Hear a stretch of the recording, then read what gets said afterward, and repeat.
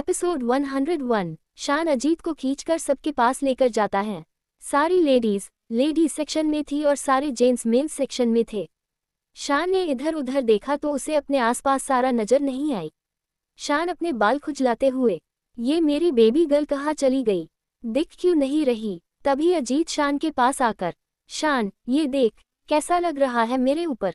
शान बिना देखे ही, हाँ अच्छा लग रहा है तेरे ऊपर।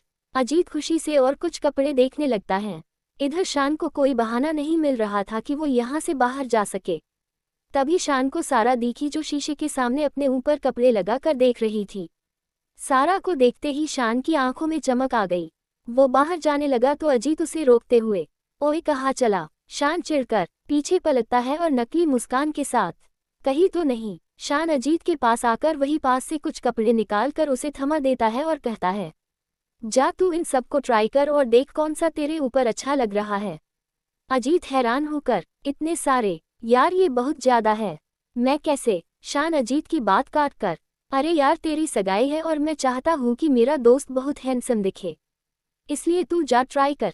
अजीत जाने लगता है तो शान पीछे से, ओए सारे ट्राई करना, एक भी छोड़ना नहीं। अजीत हाँ में सर हिला देता है और चेंजिंग रूम के अंदर चला जाता है। इधर अजीत के जाते ही शान खुशी से उछलकर वहां से चला जाता है।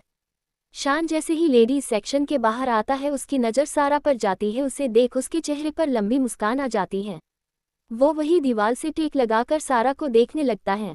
इधर सारा मिरर से अपने ऊपर सगाई के लिए लहंगे लगाकर देख रही थी, लेकिन उसे कुछ समझ ही नहीं आ रहा था। वही सिया पास में अपने सर पर हाथ रखकर बैठी हुई थी। पूजा भी अब थक कर बैठ गई। नैना दोनों को देखकर, क्या हुआ भाभी आप दोनों बैठ क्यों गई।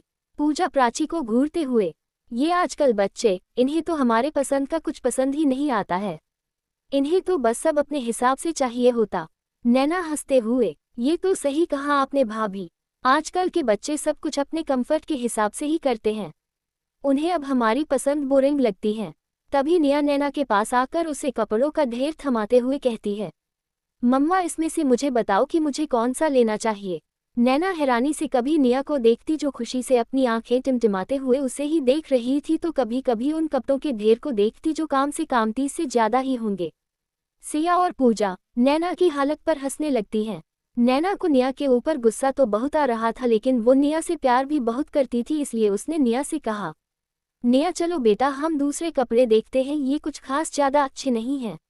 निया खुशी से, और चलो मम्मा। नैना निया की नज़र उतारती हुए, हाय मेरी बच्ची कितनी समझदार है, एक बार में ही मेरी बात मान ली। निया भी अपनी तारीफ सुनकर खुश हो जाती है। नैना और निया दूसरी तरफ चले जाते हैं। इधर सारा घूम घूम कर हर ड्रेस अपने ऊपर लगाकर देख रही थी, लेकिन उसे समझ ही नहीं आ रहा था। सारा ने एक ग्रीन कलर का लहंगा उठाकर उसे अपने ऊपर लगाया कि तभी उसकी नज़र मिरर से पीछे की तरफ खड़ी शान जाती है। उसे खुद को देखते हुए देख सारा हैरान हो जाती है। तभी सारा देखती है कि शान उसे देखना में सर हिला रहा था। सारा कंफ्यूजन में उसकी तरफ देखने लगती है तो शान की मुस्कान और बड़ी हो जाती है, जिससे उसके चेहरे पर डिंपल पड़ने लगते हैं, जिनमें वो और हैंडसम दिख रहा था। सारा बस उसे ही देखे जा रही थी। सारा शान को देखने में इतनी खो गई कि वो ये भूल ही गई कि वो इस वक्त ड्रेस देख रही थी। वही आज शान इतना खुश हो रहा था क्योंकि सारा की नज़रें जो उस पर टिक गई थी। शान धीरे धीरे चलते हुए सारा के पास आता है। सारा तो अभी भी किसी और ही दुनिया में खोई हुई थी। शान सारा के पीछे से उसके कान के पास आकर कहता है, कहाँ खो गई बेबी गर्ल। अपने गर्दन पर किसी का स्पर्श पाते ही सारा होश में आती है और अपने पीछे शान को देख हड़बड़ा जाती है। शान के इतने करीब होने से वो फिर से कांपने लगती है। जब शान सारा की हालत देखता है तो तुरंत ही सारा से कुछ कदम दूर हो जाता है, लेकिन सारा अभी भी सर झुकाकर कांप रही थी, जो शान से बिल्कुल बर्दाश्त नहीं हो रहा था। शान सारा का ध्यान उससे हटाने के लिए कहता है, तुम पर यह ड्रेस अच्छी नहीं लगेगी। सारा जो शान की करीबी से कांप रही थी, अब उसकी तरफ सवालिया नजरों से देखने लगती है, जैसे पूछ रही हो क्यों अच्छी नहीं लगेगी। शान थोड़ा इधर उधर घूमता है कि उसकी एक पिंक कलर के लहंगे पर पड़ी जो शो पीस में लगा हुआ था। शान को एक नज़र में पसंद आ गया था। शान ने उसे एक सेल्समैन से कहकर निकलवाया और सारा के सामने रख कर कहा, दिस वन, ये तुम पर बहुत अच्छा लगेगा बेबी गर्ल। इतना कहकर शान वहां से चला जाता है। सारा अपने हाथ में पकड़ा हुआ लहंगा दूसरी तरफ रख देती है और शान का सिलेक्ट किया हुआ लहंगा अपने ऊपर लगाकर देखती है तो उसके चेहरे पर मुस्कान आ जाती है। शान जब सारा की मुस्कान देखता है तो उसके चेहरे पर भी मुस्कान आ जाती है। शान खुद से, तुम्हारी इस मुस्कान के लिए मुझे कुछ भी करना पड़े मैं वो करूँगा, लेकिन कभी तुम्हारे चेहरे पर से ये मुस्कान जाने नहीं दूंगा। शान और सारा को अंदाजा नहीं था कि कोई और भी था जो इन दोनों की हर हरकत को देख रहा था। फिर वहां से चला जाता है। वही दूसरी तरफ प्राची अपने लिए ड्रेस देख रही थी कि तभी किसी ने उसका हाथ पकड़कर कोने में खींच लिया। इस तरह अचानक से खींचे जाने की वजह से प्राची बुरी तरह डर गई। वो चिल्लाने ही वाली थी कि तभी उस शख्स ने प्राची के मुंह को अपने हाथ से बंद कर दिया और कहा, डरो मत मेरी जान, मैं हूँ। प्राची ने जब जानी पहचानी आवाज सुनी तो अपनी आंखें खोल सामने देखा तो उसकी आंखों में गुस्सा आ गया। उसने उस शख्स को जोर का धक्का देकर कहा, ये क्या हरकत थी शनि? शनि हंसते हुए, जान बस तुम्हें देखने की हसरत थी तो आ गया तुम्हें देखने। प्राची गुस्से से, शनि मैंने तुम्हें कितनी बार कहा है कि मुझे ये सब पसंद नहीं है, तो प्लीज थोड़ा दूर से बात किया करो। शनि को प्राची की बात पसंद नहीं आई तो वो उसके और करीब जाकर कहता है, इसमें क्या बुराई है मेरी जान? हम दोनों एक दूसरे से प्यार करते हैं तो फिर एक किस कर लेने में कुछ नहीं होता। ये बोलकर शनि प्राची के करीब जाने लगता है तो प्राची उसे धक्का देकर, प्लीज शनि माना कि हम दोनों एक दूसरे से प्यार करते हैं लेकिन शादी से पहले मैं ये सब कुछ नहीं चाहती। प्लीज दोबारा ऐसे मेरे करीब मत आना, मुझे बिल्कुल पसंद नहीं है। इतना कहकर प्राची जाने को हुई तो शनि जल्दी से प्राची को मनाते हुए, अरे मेरी जान तुम तो नाराज हो गई। अच्छा ये बताओ जो काम मैंने तुम्हें करने को कहा था वो अभी तक कहाँ पहुँचा है? प्राची बेमन से, उसमें बहुत मेहनत लगेगी, इसलिए टाइम भी लगेगा, लेकिन मैं जल्दी करने की कोशिश करूंगी। शनि नकली मुस्कान के साथ, हाँ बिल्कुल तुम आराम से करो मेरी जान। अच्छा अब मैं चलता हूँ, मुझे कुछ काम है। तुम्हें देखने आया तो देख लिया। प्राची मुस्कुराकर, और बाय। शनि तुरंत ही वहां से चला जाता है। शनि के जाने के बाद प्राची भी अपने लिए कपड़े देखने लगती है। इधर शनि जब बाहर जा रहा था तभी उसकी नज़र सारा पर पड़ी। सारा को देखते ही उसके अंदर का जानवर बाहर आने लगा। शनि गंदी नज़र से सारा को देखते हुए, अरे ये बुलबुल यहाँ कहाँ से आ गई? मुझे तो पता ही नहीं था कि मेरे आसपास इतनी खूबसूरत बुलबुल भी है। इस बुलबुल के पर काटने में तो बहुत मजा आएगा। वो सारा को अकेला देख उसकी तरफ बढ़ जाता है। शनि सारा तक पहुंचता उससे पहले ही सिया सारा के पास आकर उसे वहां से ले जाती है। शनि बस मन मार कर रह जाता है। शनि खुद से, चलो कोई बात नहीं बुलबुल, अभी हमारे मिलने में वक्त है, उससे पहले मुझे एक बहुत जरूरी काम करना है, वो होते ही तुम मेरे पास होगी। इतना कहकर शनि वहां से हंसते हुए बाहर निकल जाता है। इधर विक्रांत की फैमिली और शान की फैमिली साथ में शॉपिंग कर रही थी। सिया सबको लेकर मानवी के पास पहुंची। सिया मानवी से, मानवी हो गई तुम्हारी शॉपिंग या अभी कुछ बाकी है? मानवी हंसते हुए, नहीं सिया, ऑलमोस्ट सारी शॉपिंग हो गई है, बस अजीत और अनु एक अपने अपने लिए रिंग पसंद कर ले। हम सबकी तो शॉपिंग हो गई लेकिन ये अजीत पता नहीं कहाँ रह गया। वो आ जाए तो हम लोग रिंग पसंद करके घर चले, क्योंकि घर में भी बहुत सारी अरेंजमेंट करनी है। मानवी सिया से, आओ मैं तुम्हें अनु और उसकी फैमिली से मिलवाती हूँ। मानवी सिया को अनु के पास ले जाती है। मानवी, अनु ये मेरी बहन सिया है, और सिया ये अनु है हमारी होने वाली बहू। अनु तुरंत ही झुककर सिया के पैर छूती है तो सिया खुश हो जाती है। सिया अनु को आशीर्वाद देकर मानवी से कहती है, वाह क्या बहू ढूंढी है, संस्कार बहुत अच्छे दिए इसके माता पिता ने इसे। तभी पीछे से अनु की मम्मी श्वेता कहती है, जी बहन जी ये तो आपने सही कहा, हमने अपनी बच्ची को सारे संस्कार दिए हैं। सिया, आप? श्वेता, जी मैं अनु की माँ। सिया, ओह मतलब आप शान की माँ हो? श्वेता चिढ़कर, अरे नहीं नहीं बहन जी, मैं उसकी माँ नहीं हूँ, मैं बस तो अनु की माँ हूँ, मैं शान की चाची हूँ। शान के पेरेंट्स उसको बचपन में ही छोड़कर चले गए थे, तब से बेचारा अनाथ है, हम ही लोगों ने उसे पाला पोसा है, और देखो हमारी ही नहीं सुनता है, हमेशा अपनी मनमानी करता है। अब आप ही बताए बहन जी, माँ बाप तो मर गए और छोड़ गए उसे हमारी परेशानी बढ़ाने के लिए। शान के लिए इतना बुरा सुनने के बाद सिया की नज़रों में श्वेता की बुरी इमेज बन जाती है। वही सारा जब शान के बारे में इतना बुरा सुनती है तो उसे बहुत बुरा लगता है। वो जैसे ही पीछे मुड़ती है तो हैरान हो जाती है क्योंकि शान उसके पीछे खड़ा श्वेता की सारी बात सुन चुका था। उसकी लाल आंखें और उन आंखों में आंसू उसका दर्द साफ बनिया कर रहे थे। शान तुरंत ही मुड़कर चुपचाप वहां से चला जाता है। शान को जाता देख सारा उसके पीछे जाती है तो सामने से आ रहे अजीत से टकरा जाती है। अजीत सारा से, डॉल ध्यान से, क्या हुआ, क्यों इस तरह से भाग रही हो? सारा कुछ कहने की कोशिश करती है तो तभी अजीत फिर से कहता है, अच्छा ये बताओ तुमने शान को कहीं देखा है क्या? मुझे कपड़ों में उलझा कर अपना पता नहीं कहाँ चला गया। सारा जल्दी से, भाई वो शान। अजीत, हाँ बोलो क्या? सारा एक सांस में सब बोलते हुए, भाई वो शान की चाची उनके बारे में बुरा बोल रही थी और उन्होंने सुन लिया, वो गुस्से में कहीं चले गए। सारा की बात सुनकर अजीत परेशान हो जाता है। वो सारा से कहता है, तुम परेशान मत हो, मुझे पता है वो कहाँ गया होगा। तुम मासी के पास जाओ, तुम्हारा इस तरह से बाहर रहना सही नहीं है। अजीत बात सुनकर सारा हाँ में सर हिला देती है और वापस अंदर चली जाती है। सारा के जाने के बाद अजीत शान को कॉल करता है तो उसका फ़ोन बंद आ रहा था। अजीत तुरंत ही मॉल से बाहर निकल जाता है। एपिसोड 102, एक शांत सी जगह जहां चारों तरफ सिर्फ और सिर्फ शांति फैली हुई थी। शान एक पत्थर पर बैठा हुआ सामने समुद्र की तरफ देख रहा था। उसके चारों तरफ पेड़ पौधे लगे हुए थे। कोई ये नज़ारा देख ले तो देखता ही रह जाए। आखिर इतनी सुंदर जगह कौन नहीं आना चाहेगा। शान पत्थर पर बैठा समुद्र में कंकड़ फेंक रहा था तभी उसे पीछे आवाज आई, मुझे पता था तू मुझे यही मिलेगा। इतना कहकर अजीत शान के पास ही पत्थर पर बैठ गया। शान ने अजीत की बात पर कोई रिएक्ट नहीं किया, वो बस पत्थर फेंकने में बिजी था। अजीत शान की चुपचाप देख इरिटेट हो जाता है और उसका हाथ पकड़कर अपनी तरफ घुमाकर कहता है, शान तुझे कब से उनकी बातों से फर्क पड़ने लगा? तूने मुझे वादा किया था कि तू कभी भी उनकी बात को लेकर परेशान नहीं होगा और न ही खुद को हर्ट करेगा, तो आज क्यों? शान फीकी सी मुस्कान के साथ, क्योंकि यार मुझे भी दर्द होता है। वो जब जब मुझे याद दिलाती है कि मेरे मॉम डैड नहीं है मुझे तकलीफ होती है। शान अपने सीने पर उंगली रखकर कहता है। शान रोते हुए, वो क्यों एहसास दिलाती है कि मेरा इस दुनिया में कोई नहीं है? मेरा सब कुछ तो उन्होंने ले रखा है, फिर क्यों कोई मुझे जीने नहीं देता है? न उनकी बेटी और न उनका वो बदतमीज बेटा। चाचा चाची को देख मैंने बचपन से उन्हें ही माँ बाप माना, लेकिन उन्होंने मेरे साथ क्या किया? धोखा दिया, मेरा सब कुछ मुझसे ले लिया। आखिर मैंने किसी का क्या बिगाड़ा है? सिर्फ प्यार ही तो मांगा है, क्या ये देना इतना मुश्किल है? शान अजीत से, तू बता मुझे क्या प्यार देना इतना मुश्किल है?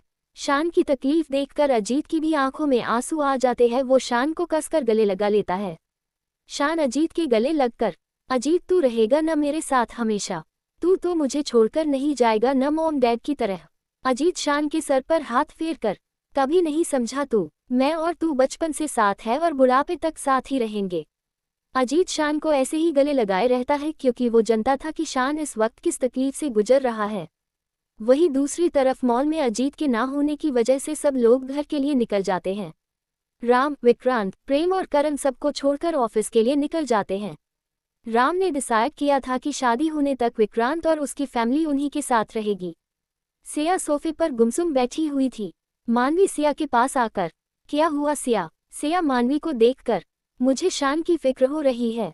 आज जिस तरह से श्वेता ने उससे बात की मुझे अच्छा नहीं लगा।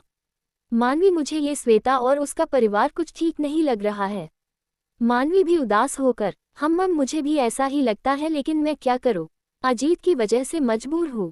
पहले तो हमने मना ही किया था शादी के लिए, क्योंकि मैं अपने बेटे के लिए ऐसी लड़की नहीं चाहती थी जिसके परिवार को बात करने की तमीज न हो। लेकिन अजीत ने हमें मजबूर कर दिया तो हम मानना ही पड़ा। सिया मानवी से, तुम अजीत को कॉल करो, मुझे बात करनी है उससे। मानवी तुरंत ही अजीत को कॉल लगा देती है। अजीत जो अभी भी शान को गले लगाए बैठा हुआ था उसका फ़ोन रिंग करने लगा। अजीत ने नाम देखा तो मॉम लिखा हुआ था। अजीत तुरंत ही कॉल पिक करके, हाँ मॉम। सिया, बेटा मैं सिया मासी बोल रही हूँ। अजीत, जी मासी। सिया थोड़ा परेशान होकर, शान कैसा है अभी? अजीत थोड़ा हैरान होकर, आपको कैसे पता मासी कि मैं शाम के साथ हूँ? सिया, सारा ने बताया। अजीत शांत होकर, तकलीफ में है मासी। अजीत की बात सुनकर सिया को बहुत बुरा लगा। सिया अजीत से, अजीत तू उसे यही लेकर आ जा, अब वो हमारे साथ ही रहेगा। अजीत हैरानी से, लेकिन मासी वो नहीं मानेगा। सिया ऑर्डर देते हुए, अजीत जितना बोला है उतना करो, उसे घर लेकर आप अभी। इधर अपने रूम में सारा बेचैनी से इधर उधर टहल रही थी। सारा खुद से, कैसे होंगे वो? क्या वो ठीक होंगे? उनकी आंखों के वो आंसू मुझे बार बार याद आ रहे हैं। उनके आंसू देखकर मुझे क्यों तकलीफ हो रही है? ये क्या हो रहा है मेरे साथ? इतनी घबराहट क्यों हो रही है? जब सारा से उसकी बेचैनी कम नहीं हुई तो वो अपने रूम से निकलकर बाहर आ जाती है। जैसे ही वो सीढ़ियों से नीचे उतर कर आती है, सिया की सारी बात सुन लेती है। सिया की बात सुनकर सारा की बेचैनी अपने आप खत्म हो गई और उसके चेहरे पर मुस्कान आ गई। सारा को इस बात की खबर ही नहीं थी कि कोई उसके दिल में धीरे धीरे अपनी खास जगह बना रहा है और इसकी शुरुआत आज से ही हो गई। सिया मानवी को फोन देकर वही एक सर्वेंट को आवाज देकर बुलाती है। सिया तेज आवाज से, केश। सिया की आवाज सुनकर केश भागता हुआ वहां आया। केश सर झुकाकर, जी मैडम। सिया, केश सारा के बगल वाला रूम जाकर रेडी कर दीजिए, कोई वहां रहने आने वाला है। इतना कहकर सिया एक नज़र सारा को देख अपने रूम में चली जाती है। सिया की बात सुनकर सारा के चेहरे की खुशी देखी जा सकती थी। सारा वही सोफे पर बैठकर शान का इंतजार करने लगती है। सारा ये सब क्यों कर रही थी उसे नहीं पता था, लेकिन उसे ये सब करके एक अलग ही खुशी महसूस हो रही थी। मानवी भी किसी काम से वहां चली जाती है। अब सारा बस अकेली ही रह गई थी। सारा अपना टाइम पास करने के लिए टीवी में डोमन देखने लगती है। वही आर्य हाउस में श्वेता जी गुस्से से हॉल में इधर उधर घूम रही थी। अनु अपनी माँ ऐसे करते हुए देखकर कहती है, मॉम आप पिछले 1 घंटे से ऐसे हो टहल रही हो, आखिर बताओगी कि बात क्या है? श्वेता गुस्से से, तुझे नहीं पता जो मुझसे पूछ रही है? आज कितना अच्छा मौका था उन लोगों से पैसे ऐंठने का, लेकिन उस शान की वजह से सब बर्बाद हो गया। जब तक ये दोनों दोस्त रहेंगे ना हम इन लोगों का कुछ नहीं बिगाड़ पाएंगे। अनु इतराती हुई, अरे मॉम आप क्यों परेशान हो रही हो? एक बार बस मेरी अजीत से शादी होने दो, उसके बाद ऐसा चक्कर चलाऊंगी कि अजीत खुद ही शान से अपनी दोस्ती तोड़ देगा। आप तो जानती है ना कि कैसे वो मेरे लिए अपनी फैमिली के खिलाफ भी चला गया था। बस शादी होने वेट करो, उसके बाद सब कुछ हमारा होगा और वो शान यहाँ से बहुत दूर। तभी वहाँ अनु के डैड विनाश वहाँ आते हैं। क्या बातें हो रही है माँ बेटी में? श्वेता, कुछ नहीं वीनू। विनाश की अनु के पास बैठकर, अरे आज हमारी बेटी ने अपनी पसंद ही रिंग पसंद की होगी, दिखाओ मुझे। श्वेता जी चिढ़कर, तुम्हारे उस भतीजे की वजह से कुछ अच्छा हो सकता है क्या? नजर लगा दी उसने। उसकी वजह से सगाई की अंगूठी लेनी रह गई। सिया जी ने कहा कि वो अपनी तरफ से ले लेंगी, मजबूरी में हमें हाँ करना पड़ा। विनाश, कोई बात नहीं, इतने बड़े लोग हैं, शायद हमारी सोच से भी ज्यादा महंगी हो, इसलिए शांत हो जाओ और अपनी बेटी को अभी संस्कारी बनने गुण दो। श्वेता और अनु एक साथ हाँ में सर हिला देती है। इधर रेयांश अनमय के साथ एक रेस्टोरेंट में बैठा हुआ था। वही पास में आरव बस रेयांश को देखे जा रहा था। रेयांश चिढ़कर, आरव मैं कब से तुम्हें देख रहा हूँ, तुम ये क्या हरकतें कर रहे हो? आरव मासूम बनकर, भाई मैंने क्या किया? आरव का ऐसा चेहरा देखकर रेयांश ना में सर हिला देता है। वही अनमय हंसने लगता है। तभी उनका ऑर्डर आ जाता है। तीनों खाना खाकर रेस्टोरेंट से बाहर निकल जाते हैं। रेयांश आगे चल रहा था, तभी उसका फोन बजा। फोन उठाने के लिए जैसे ही वो झुका, सामने से आ रही किसी लड़की से टकरा गया। दोनों एक दूसरे को बचाने के चक्कर में एक साथ जमीन पर गिर पड़े। एपिसोड 103। अब आगे रेयांश और वो लड़की दोनों एक साथ जमीन पर गिर पड़े। लड़की उसके ऊपर और रेयांश उस लड़की के नीचे। नीचे गिरते ही रेयांश बहुत तेज गुस्सा आया, उसने अपने ऊपर गिरी उस लड़की को देखा और गुस्से से उसे दूसरी तरफ गिरा दिया। फिर जल्दी से खड़ा होकर अपने कपड़े साफ करने लगा। वो लड़की जैसे ही दूसरी तरफ गिरी, उसके कोहनी पर चोट लग गई। चोट को नजरअंदाज करके वो अपने कपड़े सही करते हुए उठ खड़ी हुई। रेयांश गुस्से से उस पर बरस पड़ा, हे यू, तुम अंधी हो क्या, जो मैं तुम्हें दिखाई नहीं दिया? या फिर तुम इन आंखों का यूज करती ही नहीं हो, बस ऐसे ही गिरती पड़ती रहती हो? लिसन, अगली बार मेरे सामने ये सड़ी सी शक्ल लेकर आ मत जाना। इतना कहकर रेयांश गुस्से से वहां से बाहर निकल गया। आरव और अनमय भी तुरंत उसके पीछे बाहर भाग गए। जब तक रेयांश उस लड़की को सुना रहा था, उस लड़की ने एक बार भी सर उठाकर उसे नहीं देखा था। रेयांश के जाते ही उसने सर उठाकर देखा तो उसकी खूबसूरत आंखों में मोटे मोटे आंसू भरे हुए थे। उसने धीरे से साफ कर लिए। तभी उसे किसी की आवाज आई, चित्रा। चित्रा अपना नाम सुनकर जल्दी से अंदर चली गई। इधर रेयांश अभी भी बड़बड़ाते हुए चला जा रहा था। आखिरकार वो कार के पास पहुंचकर जब आरव से और सब्र नहीं हुआ तो उसने आखिर कह ही दिया, ब्रो आखिर आपको गुस्सा किस बात पर आ रहा है? आरव की बात सुनकर रेयांश ने घूरकर आरव को देखा तो वो तुरंत ही चुप हो गया। रेयांश ने कहा, तूने देखा नहीं? एक बार भी उसने मुझे देखा भी नहीं और न ही सॉरी बोला। अनमय होठ को गोल करके, अच्छा तो तुझे इस बात का बुरा लगा कि उसने देखा नहीं और न ही सॉरी बोला? तू गिरने की वजह से गुस्सा नहीं है ना? रेयांश अनमय की बात सुनकर हैरान हो गया। वो खुद से, ये मुझे क्या हो रहा है? मुझे उस लड़की का खुद की तरफ ना देखना बुरा क्यों लगा? फिर अपना सर झटक कर, रेयांश ज्यादा मत सोच। रेयांश उन दोनों को इग्नोर करके ड्राइविंग सीट पर बैठ जाता है और उन दोनों से कहता है, तुम दोनों को मेरे साथ चलना है या फिर यहीं रहना है? दोनों जल्दी से कार में बैठ जाते हैं। रेयांश कर घर की तरफ बढ़ा देता है। इधर घर में सारा बड़ी ही बेचैनी से दरवाजे की तरफ देख रही थी। तभी उसे शान और अजीत आते हुए दिखाई दिए। शान को देखते ही सारा की बेचैनी को सुकून मिला, लेकिन कुछ सोचकर वो जल्दी से सीढ़ियों से होकर अपने रूम में भाग गई। शान ने उसे जाते हुए देख लिया था। शान हल्का सा मुस्कुराकर, कब तक मुझसे छिपोगी बेबी गर्ल? देखना एक दिन तुम्हें इतना मजबूर कर दूंगा कि तुम खुद मेरे पास मेरी बाहों में आने के लिए तड़पोगी। अभी शान अपने ख्यालों में गुम था कि अजीत की आवाज़ से वो अपने होश में वापस आया। उसने देखा कि सामने सिया, मानवी, नैना और पूजा खड़ी है। शान ने झुककर सबके पैर छुए। सिया प्यार शान से शान के गाल पर हाथ रखकर कहती है, तुम्हें परेशान होने की ज़रूरत नहीं है। हम सब हैं ना, तुम्हारा परिवार, और अब से तुम यही हमारे साथ ही रहोगे। शान थोड़ा हिचकिचा कर, लेकिन मैं यहाँ कैसे? तभी राम पीछे से कहता है, जैसे हम सब रहते हैं बरखुरदार। अब तो सिया ने कह दिया तो फिर कोई कुछ नहीं कह सकता। जो हमारी बेगम साहिबा कहती है वही होता है। राम का जवाब सुनकर सिया शर्मा जाती है और बाकी सब हंसने लगते हैं। तभी नैना सिया को छेड़ते हुए, अरे वाह भाभी, राम भैया तो अभी भी रोमांटिक है। मुझे लगा था उम्र के साथ रोमांस भी खत्म हो जाता है, लेकिन राम भैया को देखकर लगता है कि उनका रोमांस इतनी जल्दी नहीं खत्म होने वाला। नैना की बात सुनकर सिया और शर्म से पानी पानी हो जाती है। फिर घूर कर नैना को देखती है तो वो चुप हो जाती है। नैना ने ये बात सिया के कान में कही थी, इसलिए कोई सुन नहीं पाया। पूजा सबका ध्यान दूसरी ओर करके, चलो ठीक है, सब डिनर के लिए चलिए, काफी देर हो चुकी है। तभी रेयांश, आरव और अनमय आते हैं। सभी डाइनिंग टेबल पर बैठे हुए थे। तभी राम चारों तरफ देखकर कहता है, प्राची और प्रिंसेस कहाँ है? निया जल्दी से। सारा, दिदू तो अपने रूम में है, मैं उन्हें बुला कर लाती हूँ। और प्राची दी हमेशा ही लेट घर आती है। इतना कहकर निया सारा के रूम की तरफ चली जाती है। निया की बात सुनकर राम करण से कहता है, करण ये सब क्या है? प्राची अभी तक घर नहीं आई है। तुम उसके पिता हो, तुमसे इस गैर जिम्मेदारी की उम्मीद नहीं थी। करण धीरे से, वो चाहती है कि हम उसकी लाइफ में दखल न दे, वो अपनी मर्जी से अपनी लाइफ जीना चाहती हैं। राम हैरान भरी नजरों से करण को देखे जा रहा था।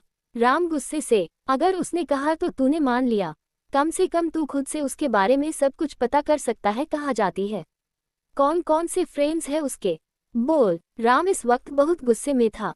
तभी सारा नीचे आ जाती है। राम कुछ कहने ही जा रहा था कि सारा को देखकर चुप हो जाता है। राम करण से, दिन के बाद स्टडी रूम में तू मिल मुझे। सबको राम की बात सही लगी, क्योंकि करण ने थोड़ी तो लापरवाही प्राची के प्रति दिखाई थी। सारा राम के पास वाली चेयर पर बैठ जाती है। राम सारा के माथे को चूमकर, शॉपिंग कैसी रही? शॉपिंग का नाम सुनकर सारा की नज़र शान की चली जाती है, जो फुल सारा को इग्नोर करके अपना खाना खाने में मस्त था। शान सारा की नज़रें खुद पर महसूस कर रहा था, लेकिन फिर भी उसने सर उठाकर एक बार भी सारा को नहीं देखा। राम ने सारा को यूं खोया देखकर फिर पूछा, प्रिंसेस शॉपिंग कैसी रही? सारा शान से अपनी नज़रें हटाकर राम की तरफ करके कहती है, अच्छी थी डैडू। राम फिर सारा को अपने हाथों से खिलाने लगता है। थोड़ी ही देर में सब डिनर करके अपने अपने रूम में चले जाते हैं। ऊपर सारा के जस्ट सामने वाला रूम शान का था। शान तो रूम में जाते ही फैल कर बेड पर लेट जाता है। डाइनिंग टेबल पर सारा का फेस याद करके हंसने लगता है और कहता है, इतनी बेताबी थी हमारी नज़रों में खुद को देखने की, लेकिन जाने मन थोड़ा तो आपको इंतजार करना होगा। जैसे मैं आपकी एक झलक के लिए तड़पता हूँ, वैसे ही आप भी मेरे नज़रों में खुद को देखने के लिए थोड़ा तो तड़पना होगा। वही सारा भी अपने बेड पर लेटी हुई शान के बारे में सोच रही थी। सारा खुद से, उन्होंने एक बार भी मेरी तरफ नहीं देखा, लेकिन उनका न देखना मुझे बुरा क्यों लगा? अभी सारा और कुछ सोचती उससे पहले ही राम अंदर आया। सारा को जागता हुआ देखकर उसके पास बैठकर कहता है, क्या हुआ प्रिंसेस, अभी तक आप सोई नहीं? सारा, डैडू नींद नहीं आ रही है। राम मुस्कुराकर, अरे कोई बात नहीं न, हम हैं ना, हम अपनी प्रिंसेस को अभी सुला देते हैं। ये कहकर राम सारा के सर पर हाथ रख उसे थपकी देकर सुलाने लगा। थोड़ी ही देर में सारा सो गई। राम उसके माथे पर किस करके वहां से चला जाता है। उसके जाते जी रेयांश और सौम्य एक साथ अंदर आते हैं और वो भी एक एक करके सारा के माथे को चूम कर चले जाते हैं। उनके जाते ही बालकनी में छिपा हुआ शान बाहर आता है और चुपके से रूम के अंदर आकर सारा के बेड पर बैठकर सारा को देखने लगता है। उसे देखते हुए शान कहता है, बेबी गर्ल आज तो भगवान ने बचा लिया। तुम्हें देखने के लिए मुझे क्या क्या करना पड़ता है। ऊपर से तुम्हारा वो भाई मुझे ऐसे देखता है जैसे मैंने उससे उसकी कोई कीमती चीज़ चुरा ली है। फिर सारा के माथे को चूम कर कहता है, चूमना तो तुम्हारे होठ चाहता हूँ लेकिन ये एहसास मैं तुम्हें भी कराना चाहता हूँ, इसलिए माय बेबी गर्ल थोड़ा वेट कर लो, बहुत जल्द तुम्हें अपना बनाऊंगा। फिर वो भी चुपचाप चला जाता है। इधर शान के आने से बेखबर आराम से सो रही थी। उसे नहीं पता था कि वो शान के लिए क्या से क्या बनती जा रही थी, लेकिन शान भी उसे अपनी जान से ज्यादा प्यार करने लगा था। हॉल में एक सोफे पर करण और पूजा बैठे हुए थे, तो वही दूसरे सोफे पर प्रेम और नैना बैठे हुए थे। सामने सिया अकेले बैठी हुई थी। तभी पीछे से राम आकर सिया के पास बैठ गया। मानवी और विक्रांत अपने रूम में सो रहे थे। करण राम से, सॉरी वो स्टडी रूम में नहीं आ पाया। राम उसे देखकर, कोई बात नहीं। सिया राम से, गुड़िया सो गई। राम हमें सर हिला देता है। सब टेंशन में बैठे हुए क्योंकि प्राची अभी तक घर नहीं आई थी। इंतजार करते करते रात के 1 बज चुकी थी लेकिन प्राची का कुछ पता नहीं था। अब तो राम का सब्र जवाब देने लगा था। वो गुस्से से खड़ा होकर बाहर की तरफ जाने वाला था कि सामने दरवाजे से प्राची नशे में झूलती हुई आ रही थी। उसे इस तरह से नशे में धुत देखकर सब हैरान थे। पूजा और सिया जल्दी से जाकर प्राची को संभालती है और उसे उसके रूम में ले जाती है। नैना भी तुरंत उनके पीछे चली जाती है। राम गुस्से से करण से, देख लिया अपनी बेटी की हालत, कैसा बाप है तू, तुझसे ये उम्मीद नहीं थी मुझे। करण ने कुछ नहीं कहा, बस सर झुका लिया। करण की चुप्पी देखकर प्रेम राम से कहता है, ब्रो इसमें करण की कोई गलती नहीं है।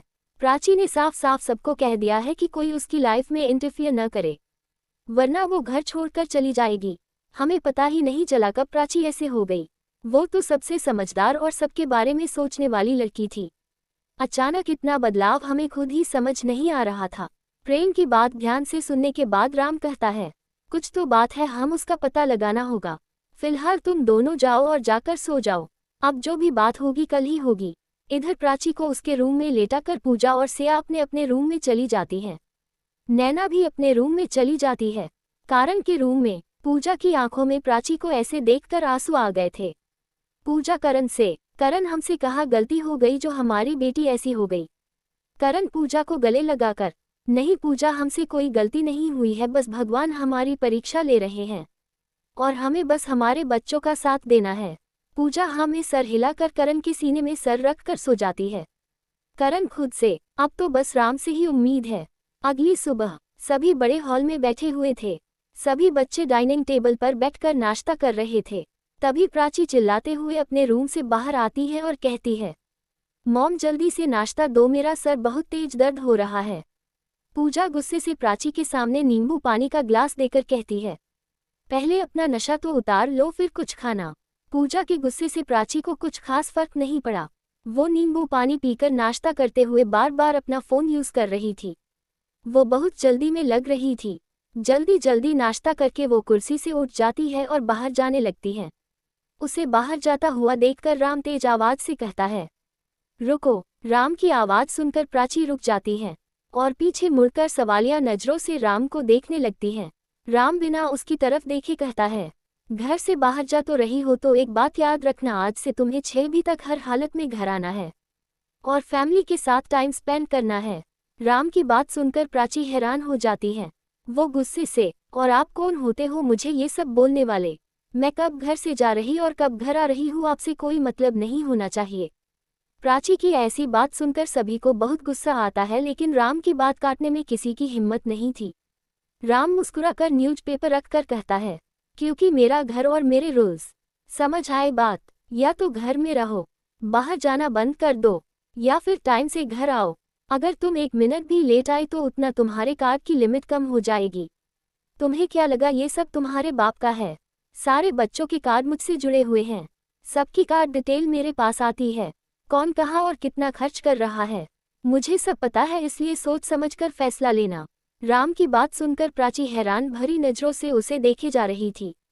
कार की लिमिट की बात सुनकर वो थोड़ा डर गई थी। अगर उसके पास पैसे ही नहीं रहेंगे तो वो अपनी फ्रेंड्स के सामने शो ऑफ कैसे करेगी। इसलिए राम की बात मानते हुए प्राची कहती है, ठीक है, मैं टाइम से घर आ जाऊंगी बड़े पापा। इतना कहकर वो बाहर की तरफ निकल गई। राम करण और पूजा से, सॉरी भाभी, लेकिन ये जरूरी था, अगर मैं ऐसे नहीं करता तो हम प्राची को सही रास्ते पर नहीं ला सकेंगे, क्योंकि हम सबसे बहुत दूर जा चुकी हैं। उसे हमारे पास वापस लाने के लिए उसी तरह पेश आना होगा, तभी वो हमारे पास वापस आ पाएगी। पूजा मुस्कुराकर, राम मुझे तुम्हारे तरीके से कोई प्रॉब्लम नहीं है, बस प्राची सही रास्ते पर आ जाए। फिर बात पलटकर कहती है, अरे चलो भाई, कल हमारे बच्चे की सगाई है और आज से तैयारियां भी करनी है। सभी फिर अपने काम में लग जाते हैं। इधर घर के एक बूढ़ा आदमी और उसके साथ 2 लड़कियां खड़ी हुई थी। वो बूढ़ा आदमी गार्ड्स से, साहब मालिक से मिलना है, हमें अंदर जाने दीजिए। गार्ड्स उसे रोककर, अरे रुको, पहले हमें पूछने दो, अपना नाम बताओ। बूढ़ा आदमी, साहब विश्वा। गार्ड्स तुरंत ही अंदर चला जाता है। वही रेयांश अपनी बालकनी में खड़ा होकर किसी से कॉल पर बात कर रहा था। तभी उसकी नज़र नीचे खड़ी लड़कियों पर जाती है। वो उन्हें ध्यान से देखने लगता है और फिर हैरानी से कहता है, ये यहाँ। एपिसोड 104। रेयांश हैरानी भरी नज़रों से उस लड़की को देखे जा रहा था। रेयांश अपने मन में, क्या ये लड़की मेरा पीछे करते हुए यहाँ तक आ गई? इसे तो मैं अभी बताता हूँ, आज इससे सॉरी बुलवा कर ही रहूँगा। रेयांश तुरंत ही कॉल कट करके नीचे आने लगता है। वही वो गार्ड आकर उस बूढ़े आदमी से कहता है, ठीक है, साहब ने आपको अंदर बुलाया है। वो बूढ़ा आदमी गार्ड को शुक्रिया करके दोनों लड़कियों के साथ अंदर चला जाता है। इधर राम बेसब्री से गेट की ओर देखे जा रहा था। तभी उसे वो बूढ़ा आदमी और उसके साथ दोनों लड़कियां आती हुई दिखाई दी। तब तक रेयांश भी नीचे आ चुका था, लेकिन राम को देखते ही वो रुक गया और सब कुछ समझने की कोशिश करने लगा। वो बूढ़ा आदमी राम को देखते ही उसके पैर छूने के लिए जैसे ही झुका, राम ने जल्दी से उसके कंधों को पकड़कर रोक लिया और कहा, ये आप क्या कर रहे हैं बाबा? आप तो हमारे पिता समान हैं और पिता कभी भी बेटे के सामने झुकता नहीं है। विश्वा मुस्कुराकर कहता है, वाह, जैसा आपका नाम वैसी आपकी शख्सियत है। आज मुझे यकीन हुआ कि क्यों मेरा बेटा बस आपके ही गुण गाता था और आपके साथ ही रहना चाहता था, लेकिन फिर वो हम सबको छोड़कर चला गया। राम विश्वा के हाथ पकड़कर, बाबा, सैंडी के जाने से हमें भी बहुत दुख है, लेकिन मैं ये भी जानता हूँ कि सैंडी जहाँ भी होगा खुश होगा। विश्वा मुस्कुराकर, हाँ बिल्कुल मालिक। फिर चित्रा को आगे करके कहता है, ये मेरी पोती है चित्रा, इसकी 3 दिन बाद शादी है। जब मुझे पता चला कि आप यहाँ आए हुए हैं तो मैं अपनी पोती की शादी का कार्ड देने आ गया। मालिक, मैं चाहता हूँ कि आप सभी मेरी पोती की शादी में आए। अगर आपने मेरी पोती को आशीर्वाद दे दिया तो मैं समझूंगा कि मेरा बेटा अपना आशीर्वाद दे रहा है। राम खुशी और नम आंखों से चित्रा को देख रहा था। वो बिल्कुल सैंडी जैसी देखती थी, लेकिन हरकतें एक भी उसके जैसी नहीं थी। वो बिल्कुल शांत और सीधी, अपनी माँ की तरह थी। चित्रा आगे आकर राम के पैर छूती है। राम उसके सर पर हाथ रखकर उसके माथे को चूम लेता है। राम ये प्यार भरा स्पर्श महसूस कर उसे अपने पिता की याद आ गई। उसने तो उनके साथ ज्यादा वक्त भी नहीं बिताया था। उसकी आंखों से आंसू बह निकला। तभी सिया चित्रा के पास आकर उसके आंसू साफ करके कहती है, नहीं, बिल्कुल नहीं रोते हैं, हम तुम्हारे माता पिता के ही जैसे हैं। सिया की बात सुनकर चित्रा सिया के पैर छूने के लिए झुकी तो सिया ने उसे रोककर गले लगा लिया। सिया प्यार से, हम सब तुम्हारी शादी में जरूर आएंगे। सिया की नज़र चित्रा के पीछे खड़ी लड़की की ओर जाती है तो वो चित्रा से पूछती है, ये कौन है बेटा? चित्रा पीछे मुड़कर उस लड़की का हाथ पकड़कर कहती है, आंटी, ये मेरी दोस्त सिम्मी है। ये और मैं बचपन से ही साथ में है। सिम्मी सिया को हाथ जोड़कर नमस्ते करती है। इधर रेयांश अपने मन में, इसकी शादी हो रही है, वो भी इतनी जल्दी, अभी इसे शादी करने की क्या जरूरत थी? इसे तो अभी पढ़ाई पर ध्यान देना चाहिए। क्या मैं मना कर दूँ? लेकिन मैं क्या बोलूँ? लेकिन मुझे मना क्यों करना है? इसकी मर्जी है, चाहे जिससे शादी करे। ऊपर से कल इसने मुझे सॉरी भी नहीं बोला। रेयांश को कुछ समझ नहीं आ रहा था कि आखिर वो चाहता क्या है। तभी चित्रा की नज़र रेयांश की तरफ गई। वो उसे देखकर बहुत हैरान थी, लेकिन अपने चेहरे से उसने पता नहीं चलने दिया कि वो हैरान है, और तुरंत ही अपनी नज़रें उस पर से हटा ली। रेयांश गुस्से से खुद से, मुझे देखकर भी अनदेखा कर दिया। मुझे रेयांश राम रघुवंशी को इग्नोर कर दिया। इसकी सजा तो तुमने मिलकर रहेगी। विश्वा राम से, मालिक अब जाने की इजाज़त दे। राम विश्वा से, बाबा, कल मेरे दोस्त के बेटे की सगाई है, मैं चाहता हूँ कि आप सब उसमें जरूर आए। विश्वा, मालिक मैं नहीं आ पाऊंगा हाँ, लेकिन ये दोनों बच्चियां जरूर आ जाएंगे। सिया जल्दी से। अरे ये तो बहुत अच्छी बात है।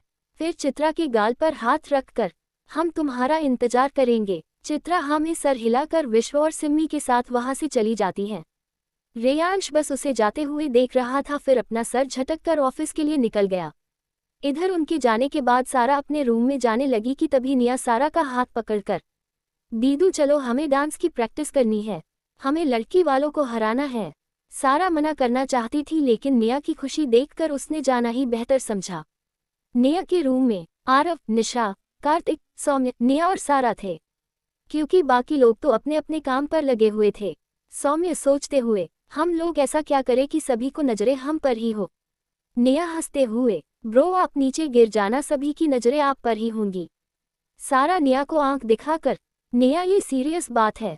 सारा की बात सुनकर निया चुप हो जाती है।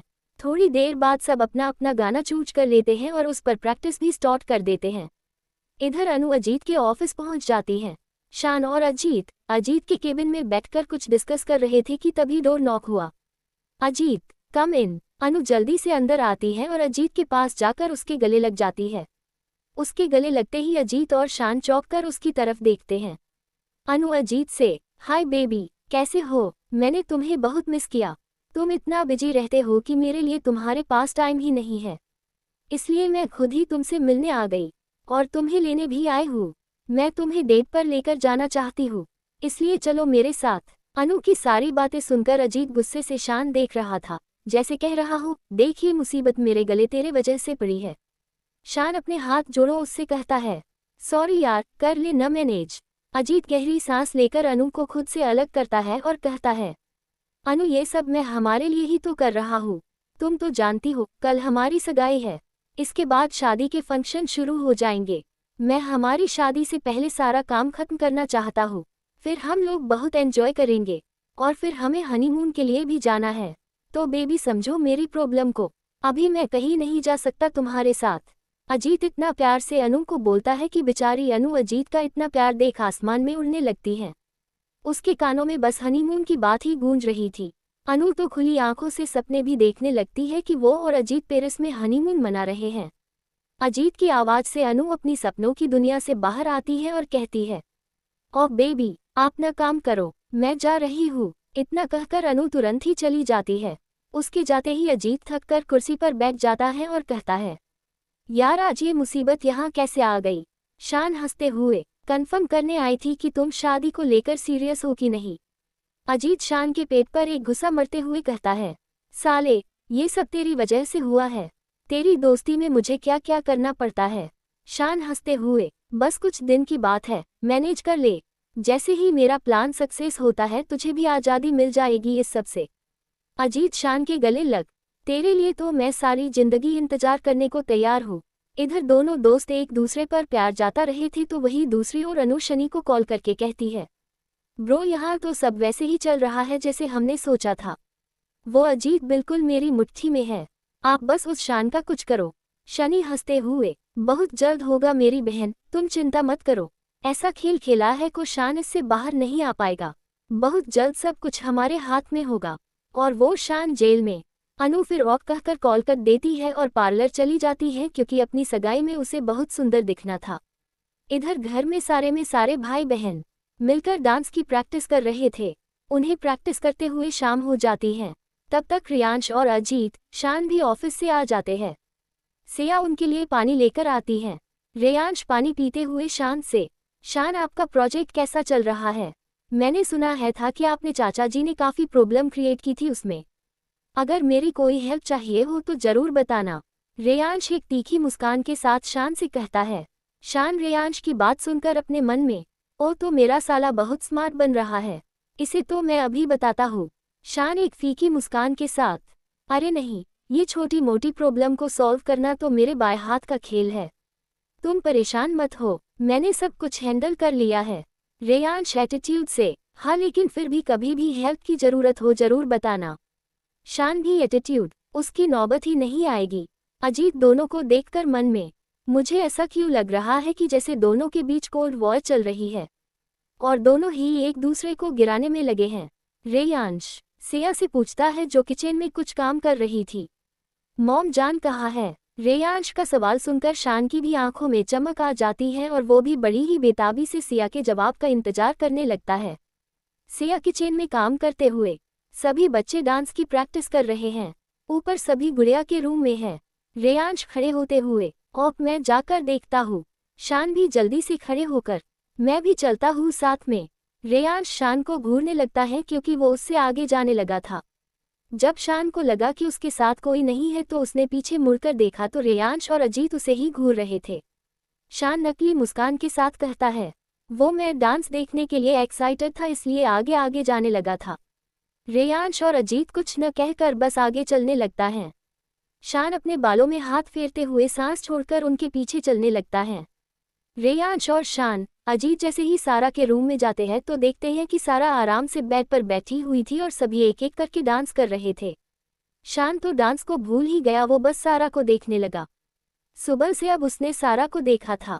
सारा को जब अपने ऊपर किसी की नज़रों की तपिश महसूस हुई तो उसने पीछे मुड़कर देखा तो उसकी नज़रें शान से जा मिली, जो उसकी हो और प्यार भरी नज़रों से देखे जा रहा था।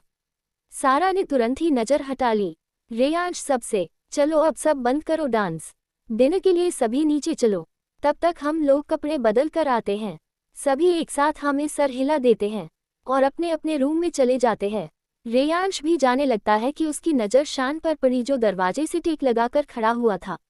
रेयांश शान के कंधे पर हाथ रख, हेलो मिस्टर। रेयांश की आवाज़ से शान हड़बड़ा जाता है और सीधा खड़ा होकर कहता है, हाँ क्या हुआ? रेयांश भी वैसे ही, वही मैं आपसे पूछ रहा हूँ कि क्या हुआ जो ऐसे खड़े हो?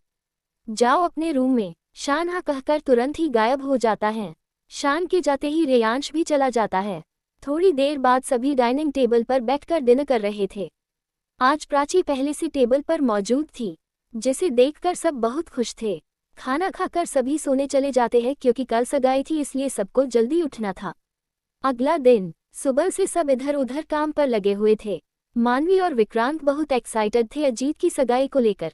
ऊपर खड़े अजीत और शान सभी को देख रहे जो तैयारियों में बिल्कुल मस्त थे, उन्हें किसी चीज का कोई होश ही नहीं था। अजीत शान से, यार मुझे न बुरा लग रहा है, देख मॉम डैड और बाकी सब कितना खुश हैं। जब इन्हें पता चलेगा कि ये सब झूठ है तो सबको कितनी तकलीफ होगी। शान भी नीचे देखते हुए, अच्छा तो मुझे भी नहीं लग रहा है सबकी फीलिंग के साथ खेलते हुए, लेकिन तू जानता है ना हमारे पर और कोई रास्ता नहीं है। अजीत शान के कंधे पर हाथ रखकर, इसलिए ही तो तेरा साथ दे रहा हूँ, चल अब नीचे मेरे ससुराल वाले आने वाले होंगे। शान और अजीत नीचे आते हैं। सभी फैमिली वाले रेडी होकर आ गए थे। इधर अनु और उसकी फैमिली भी आ गई थी। शान तो उनसे मिलने भी नहीं गया था, इससे अनु की फैमिली को कोई फर्क नहीं पड़ा। सभी एक दूसरे से मिले।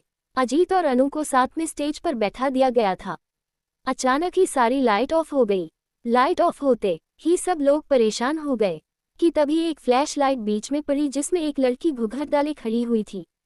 फिर सारी लाइट वापस आ गई। निया और निशा उस लड़की के पीछे खड़ी हुई थी। सभी उस लड़की को पहचानने की कोशिश कर रहे थे लेकिन शान उसे देखते ही पहचान गया था क्योंकि ये वही लहंगा था जो शान ने सारा के लिए लिया था। तभी म्यूजिक की आवाज आती है, आज है सगाई सुन लड़की के भाई, आज है सगाई सुन लड़की के भाई, जरा नाच के हमको दिखा। ये कहते ही सारा अपने ऊपर से घूंघट को हटा देती है। सारा को देखती ही शान का हाथ खुद ब खुद उसके दिल पर चला जाता है, जो इस वक्त बहुत तेज धड़क रहा था। ऐसा लग रहा था कि जैसे अभी बाहर ही आ जाएगा। सभी लोग सारा को देखकर बहुत जोर से तालियां बजाने लगते हैं।